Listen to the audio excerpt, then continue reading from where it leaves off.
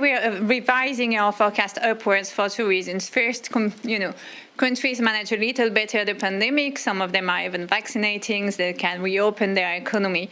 And yes, the one thing which has changed compared with December is the 1.9 trillion US stimulus on top of the 900 billion in December. We think that will lift global GDP growth by about a full percentage point. If you do get the US driving growth and you get a stronger dollar, typically that is not necessarily positive for a lot of the developing world. How do you see that playing out and shifting the landscape for growth going forward? So there's one thing we say in our projections is that the recovery is very uneven across the world. We're seeing divergences widening.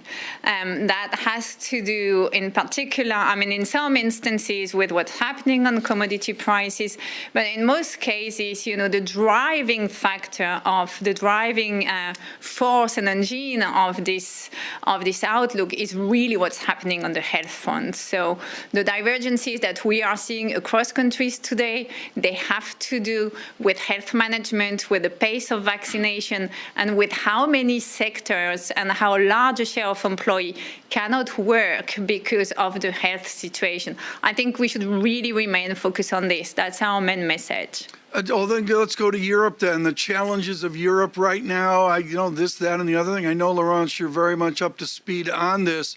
What is your timeline for prosperity for Europe given the pandemic? So in Europe, we have barely revised our outlook. We think that they will renew with pre-pandemic level by about mid-2022, which is roughly a year later than the US. And that, again, has to do with how vaccination and the health crisis is being managed.